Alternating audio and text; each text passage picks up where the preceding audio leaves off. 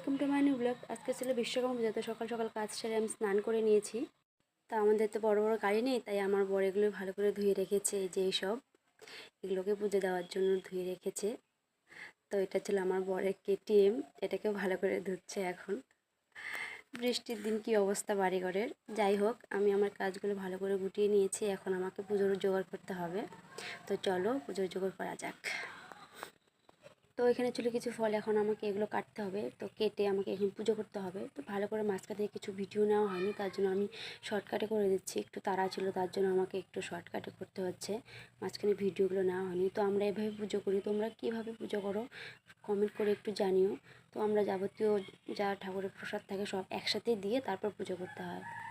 বাবার বাড়িগুলো একটু আলাদা, এদের বাড়িগুলো সব একসাথে দিয়ে করে।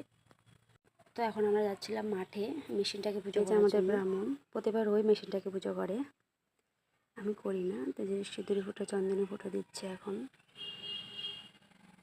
এই যে ফুল দিল।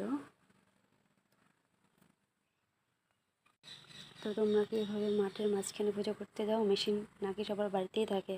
একটু কমেন্ট করে জানাবে। তো হয়ে গেল, এখন মেশিন স্টার্ট করবে। পুজো দেওয়ার পর নাকি মেশিন স্টার্ট করতে হয়।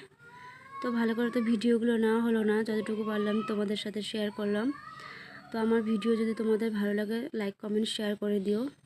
তো চলো ফিরে আসছি নেক্সট একটা ভিডিও নিয়ে।